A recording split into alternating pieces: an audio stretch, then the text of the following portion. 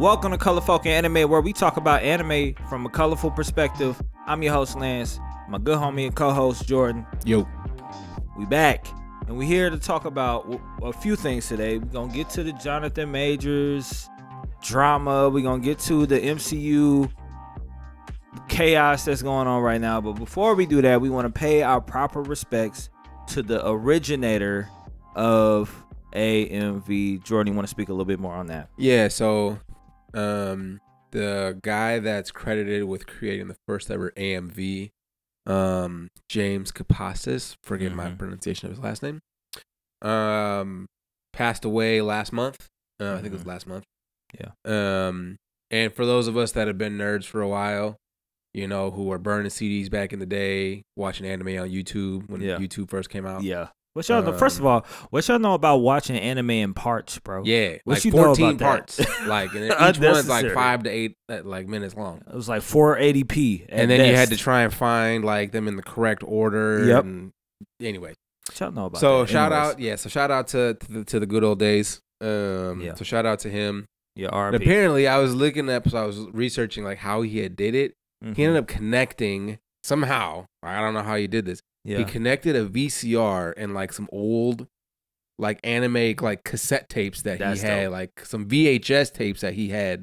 Yeah. And he ended up mixing that. He ripped clips from his VHS and added it to a soundtrack. Yeah. And that's how he had a soundtrack over it. And that's how he created like the first AMV. Yeah. And if you think about that too, and I will talk about this for a little bit and then move on, but this is essentially lo-fi. Yeah. All the Daft Punk video. Yep. All that stuff that 100%. We saw. This is like the that's where it inception started. of it all, you know. Yeah. Which is super dope. So super dope. Major respect to him. Because obviously he's a little credited founder in what today is. I mean, every social media uses an evolved form of his medium. You know, all the TikTok trends that have anime music. Yep. All the anime filters that are over soundtracks. Yeah. You know, everything like that came from him ripping VHS and CDs back in the day, and maybe even VHS. He probably maybe even had a tape walk. Right. It's like he probably was from tapes. Yeah, a little. That's insane. First of all, if you've ever dubbed like an actual VCR tape, it's not an easy feat. No. And I would say I would hazard a guess that some of the people that listen to us probably don't even know what VHS is or never watched a VHS. Oh my, you're right. You're exactly right. Oh my, I'm old. Old as ever. Oh my god. Yeah, a little bit. So jeez. Mad respect to him. Rest in peace. And watching AMV in his memory today. Yes. Now, with that being said, now it's time to talk about all the drama going on in the MCU. There is drama. There's a lot, and I don't understand. There's drama. All I know is that I woke up in a new Bugatti. No, right. I woke up. Sorry, you set me up for that one. Right. I woke up and I've seen all this news. We're gonna start with the executive who got fired at Marvel, longtime executive, 17 years, but. We're going to get into that. I'm going to read this from CBR.com. New details regarding the exit of longtime Marvel Studios exec Victoria Alonso revealed she was fired, and she had no idea it was coming. I like these kinds of articles, so they be adding sauce for no reason. This ain't even like reporting. This is sauce. Right. Had no idea. New details have surfaced regarding the abrupt exit of longtime Marvel Studios executive Victoria Alonso. Earlier this week, it came to light that Alonso had parted ways on Friday with Marvel Studios, March 17th, and ending her 10-year tenure with the company. According to Variety, however, 3 insiders with knowledge of the situation say Alonso was actually terminated from her role as president of physical, post-production, VFX, and animation. And then here go more sauce on it. What's more, Alonso was evidently caught completely off guard by this development. There's more of this, and it's kind of like saying the same thing about how there are insider sources that reported this, and what they don't have a whole lot else going on with this. But this does seem very random because if you track the last 17 years, we've talked about this, but if you track the last 17 years, you start to, when you think about VFX, when you think about animation and MCU, 17 years, you start thinking about Iron Man, you start thinking about Hulk, the right Hulk, the Avengers, the Captain America, all of that. Yeah. And this is the person who oversees all of that, the animation of that. Yeah. Abrupt firing. Do you think this had anything to do with Ant-Man? I didn't get to see Ant-Man yet, but I've heard really bad things about it. I haven't seen it yet either. And that's, I mean, honestly, that was just one of the Marvel projects that I just like wasn't super hyped for. Right. Like, I'll wait till it gets on streaming services. Honestly, I'm not gonna spend money on that one. Yeah. But which probably goes a lot to it says a lot about the property that people were like, wait till it's on streaming. Which, you know, you think about it, like out of all the ones where effects is probably where you want it to be strongest, it would be an Ant-Man flick. Yeah. Because you're talking about this is the one in the quantum realm and all this different stuff going on. Like, you're going to want the effects to be on point. Yeah. Like, and apparently people just didn't like it like that. And the director who directed the movie, I don't know his name, but the dude that directed it was talking about he was caught off guard by everybody hating on his movie and everything. And I'm like, all right, bro. Like, if people are this up in arms about like how bad your movie was and they didn't really feel it, like, can't have been that surprising. Yeah. Yeah. And I don't. So that was Peyton Reed, who was the director. Okay. Yeah. All I'm gonna say this. I don't even and again, this is going with the theory. We don't know why she got fired. Yeah, they haven't actually announced that or anything. There's been no news on why she was fired. But from what I hear from Ant-Man, it had nothing to do with the effects. Had a little bit to do with it because they spent the whole time in a quantum realm, and that just kind of got a little annoying. Yeah, just looking at that aesthetic all throughout an entire movie. But from what I hear, pardon me, it was the pacing of the movie and the story that kind of fell flat. Sure. But all I have to say is I'm not sure if one bad movie would get her fired. I'm not sure if that, like, 17 years, you doing all of that stuff. I guess the bigger question is this the end of the great Marvel effects? Right? Because, like, when we talk about superhero movies, when we compare DCEU and Marvel, the one thing that we always talk about is the animation and stuff like that, and how it's, you know, not gonna say believable, but it's just larger than life for the most part. And so you can take it in a little differently. But, like, is it over? Like, what's the plan here? I don't understand what's going on with Marvel right now. I get what's going on with DCEU because James Gunn spent like 6 hours telling us about every single property and how he's going to do it and why he's going to do it. But this just seems very off. Like in an off season too, like where they're planning for the next phase. I don't get it. I don't understand it. I don't know. Is it the end of the MCU? I don't know. For sure not. I mean, realistically, when you get to be that high in a leadership role, like, the effect you have on, like, the actual day-to-day is less. So, like, the effects, like, her firing obviously is going to have far-reaching effects as far as, like, direction and that kind of stuff. But, like, on the day-to-day, like, oh, hey, this FX artist is really torn up about the Veep getting canned. You know, that's going to affect, you know, the suit, how the suit looks in the movie. Like, nah. Yeah. Like, the animators are still the effects folks are still going to be doing their jobs. Because from what I hear, it's not like a whole team got fired. No, they didn't clear out. Yeah, they didn't clear house. They just fired her. So, I mean, sure, like a directional change. We'll probably see potentially a directional change. Yeah. Good or bad, you think? You never know. I mean, not all change is bad change, and not all change is good change. Yeah. Sometimes change is just change. Yeah. And, you know, we see this all the time in anime. Like, one season will be with, you know, one studio, and then Mappa has season 2. And you're like, damn it. Like, I've been watching Vinland Saga. Right. And Vinland Saga season 1, I love the animation. Season 2, I'm like, come on, Mappa. Like, bruh. So, you know, you just never know. So sometimes if you switch things up like that, people are so used to seeing one thing that it may take a little bit of time for them to get used to like the new and improved. Right. Whatever that new and improved is. So I don't think we'll see like a drastic change. You know, and I mean, we're to the point where like most of the next phase is already in production. Right. And so if not done already. And so I think at this point, I think the change will start, if there's any real change in the effects, like it'll start probably in the next like 2-3 years of movies. Like I don't think anything that's coming out this year or next year will really have any, have any effect. Most of it's probably like 95%. Now, mind you, she was in charge of like post-production too. Yeah. But like you said, I agree with you. Most of those properties are done. Yeah.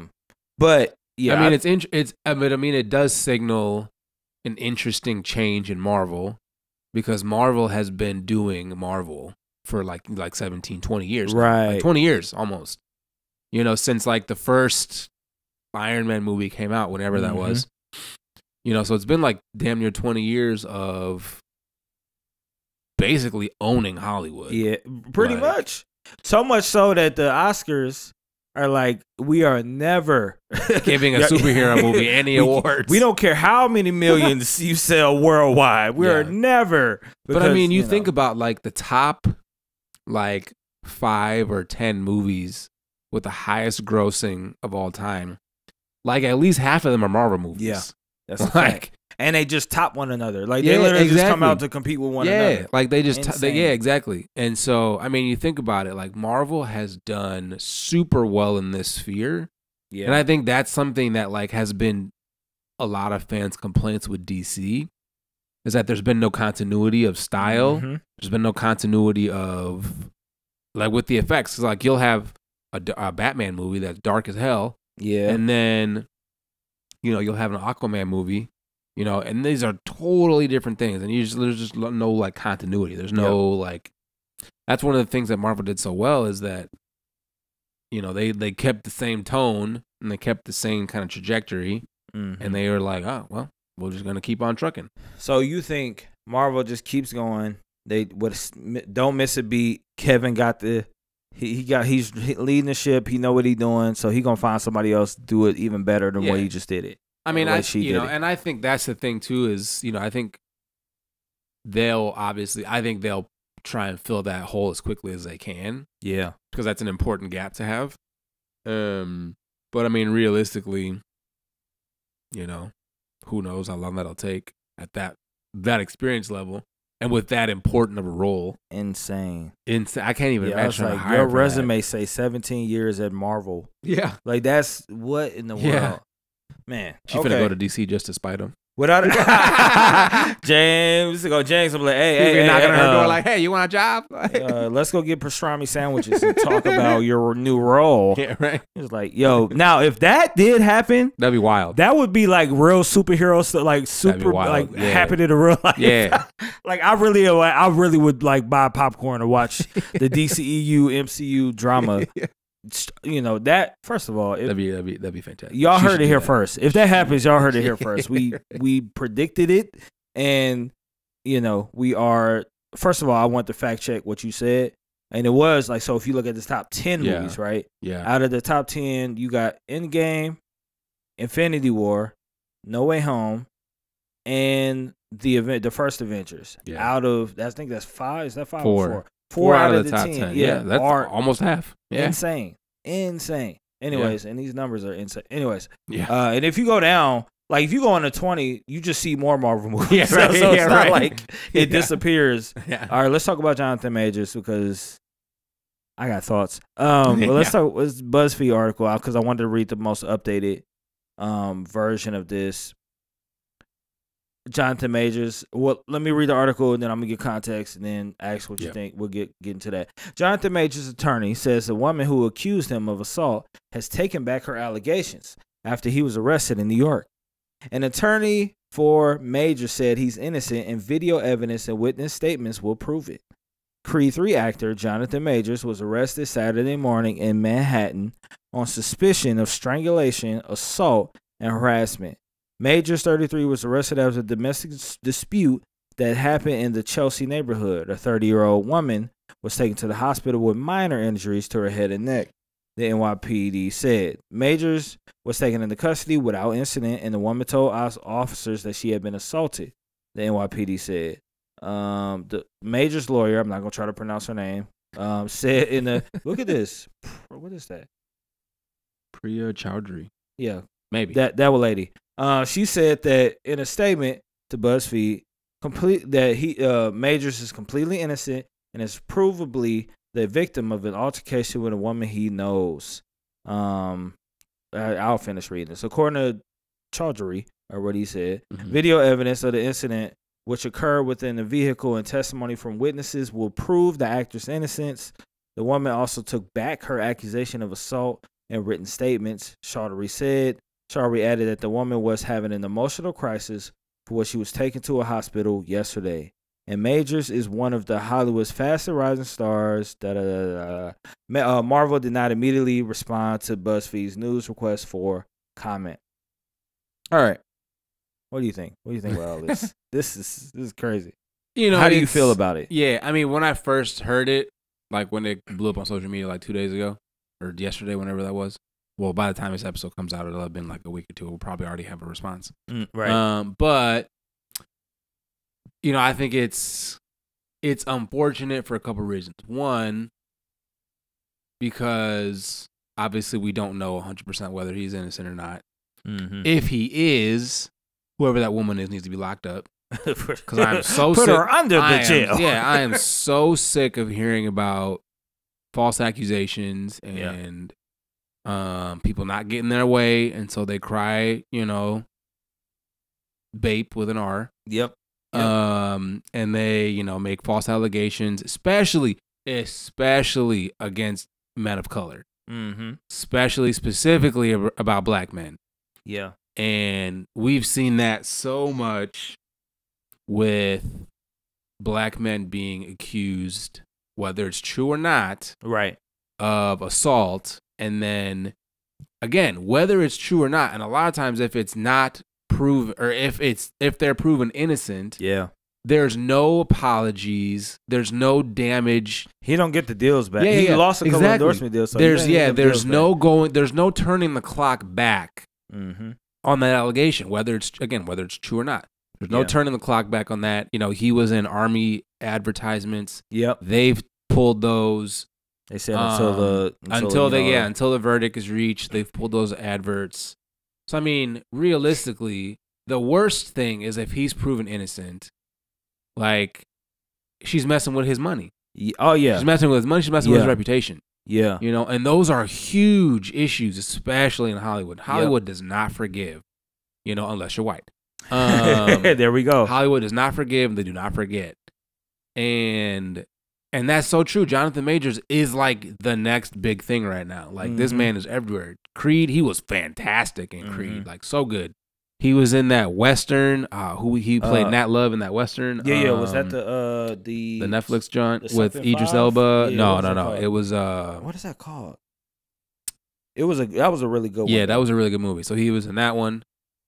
He's Kang the Conqueror in the Marvel franchise, which they're basing like pretty much their next entire phase around him being the main villain. Like for a lot of their projects, he's going to be the main guy. So you know, you think about like Rounds Out. That's what that was. Yeah. The harder they fall. The harder they fall. That one. Yeah. Jay-Z had a executive producer credit on it. Yep. Yeah. So the harder they fall. Yeah. So I mean, he's been in a lot of really good stuff recently. And he's mad talented. Mad talented. I liked him from Lovecraft Country. That was when I was watching. But yeah. But on the flip side, if he actually did it, bury that nigga under the jail. Yeah, like, without a doubt. Because we do not condone hitting women. We do not condone assault. Like, we do not condone you getting buck wild. You know? So if he did it, for sure, lock him away. Yeah. Take his contracts, all that stuff. Yeah. But based on everything I've seen and read so far, it doesn't sound like he did it. Yeah. I'm going to give my thoughts on the situation, and then I'm going to give my thoughts on the response of the situation. So that's like social media and stuff. And so first, my response is, when I read this story and when I read the like other story, I thought about like, so I have a friend. He'll go in the name. That's still my good friend to this day. I have a friend who he was dating this girl when how old were we all then? Maybe like early 20s. Yeah, maybe early 20s, and they lived together. I said, "Hey, don't live together. Y'all don't get along. Y'all don't like each other. Y'all don't like each other. Don't live together. Why would you do that? That's not. It's only gonna exacerbate the issues that y'all have." And so, against my wisdom, so they move in together and they argue all the time.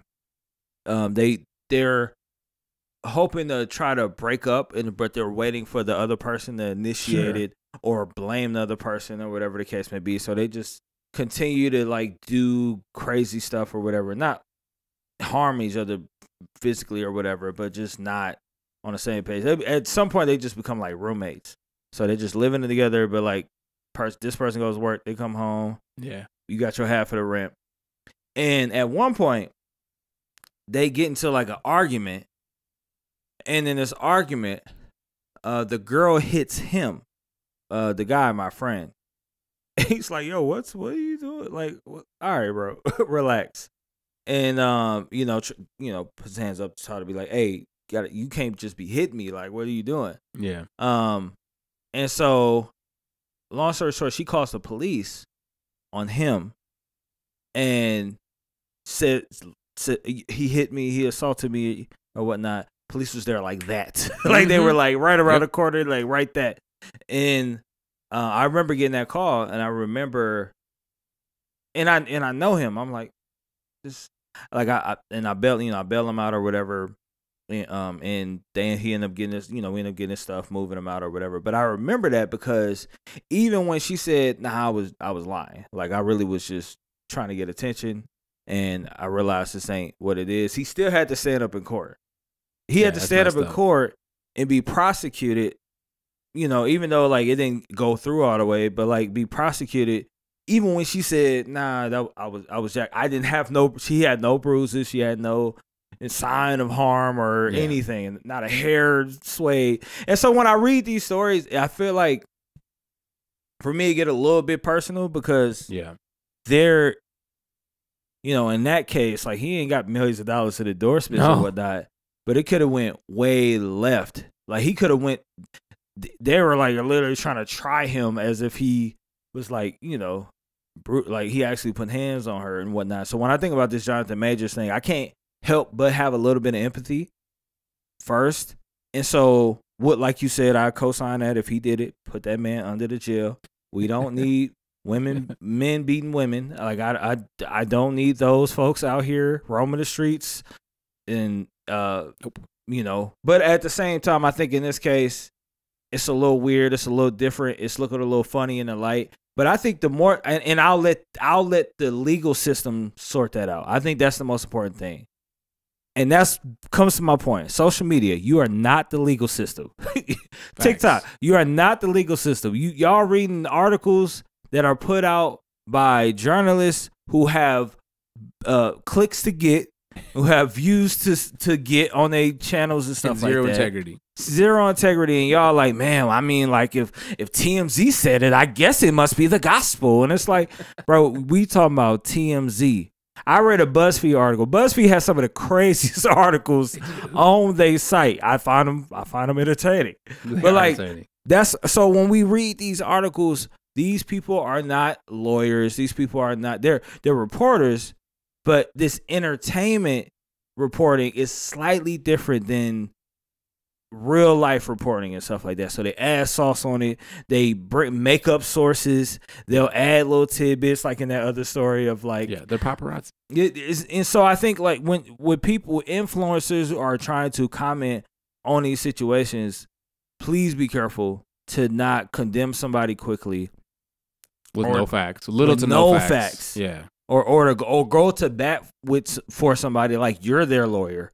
And their lawyer probably like, yo, it's looking crazy right now. I don't know how we gonna get out of this. And you on social media talk about some, man, there's no way he did it. I mean, I know his character. Because you saw him in a movie. Right. You saw this guy in a movie and you like him. Therefore, he must be innocent. So I think it's like both sides is swinging crazy. And I think and maybe we're older, so we don't have like that stardom of like being blinded by people and being like, well, they're a star, they can do no wrong. Yo, people are people. People experience this stuff all the time. You know what I mean? Like, and I think we think that fame, money, a hot movie or whatever gets people away from these situations, and that's not what happens. And so, and again, I'm not saying whether Johnathan Majors did it or not. I don't know. I'm not a lawyer. I'm not a judge. I'm not going to be the jury. I'm not going to be in the civil suit. Right. I'm not involved in none of that, so I'm not going to make no declarations. I will comment on it because, you know, it's our podcast and stuff. But I think that that's my biggest frustration is folks who look at celebrities and worship them. You know what I mean? Like they put them on this pedestal. So one, they could either never do no wrong, or as soon as they do wrong, man, I can't believe you. You, I get me, but you, I can mess up, but you can't do it because you're a movie star. Right. Like, how could you even get into this situation with this white woman? Oh my goodness.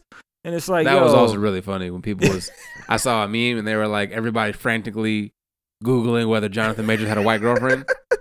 He does, which complicates matters. But I think it doesn't change the fact that he's a real person experiencing, and the lady are experiencing something real right now. So like, I'll comment on it like I would comment on anything, but I'm not gonna sensationalize it or make it seem like we reserve judgment until the facts will come out. Exactly, and until judgment is actually, actually takes place. And you know what it reminds me of? It reminds me of the whole Tory Lanez.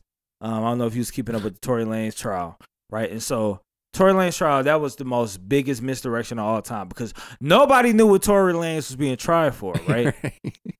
Tory Lanez was only being tried for the fact that he had a gun and he shot a gun. That's what he went to, right? And so the lawyer and social media and everybody else were trying to make it the case that Meg was lying and he didn't shoot nobody. But the problem was he shot a gun, and that's what he went to jail for. And so it was like, oh, we didn't even know what he was being tried for. We was like, yo, free Tory, because Meg be lying. And it's like, it doesn't matter. He shot the gun, bro. His lawyer brought up a witness on the stand that said that he shot the gun. It was his witness. So I think like, that's insane. That's crazy. Yeah, that's crazy. But that's social media. Social media they drive their own narrative based on who they like, how they feel. And it's like, look, I'm not rushing to judgment for nobody because I know what my life has looked like in the past 30 plus years. So I'm not going to really looking to be like, Johnathan Majors, you should have done better. Oh my God. I don't know what the man going through. But anyways, that's my rant. I'm just tired of like seeing. Like I mean, I'm grateful to read these things and try to like learn from them and try to like speak on it in a way that like, hey, let's chill, let's realize that these people are people, and let's keep them in our thoughts and our prayers. But I'm over the whole like, but they're a celebrity, it's different, right? Right. Oh Lord, dehydrated because I've been talking so much on this topic, just very passionate. But you have anything else on this? Nah, that's pretty much it. Yep. Well, y'all know the slogan. Stay colorful. Peace.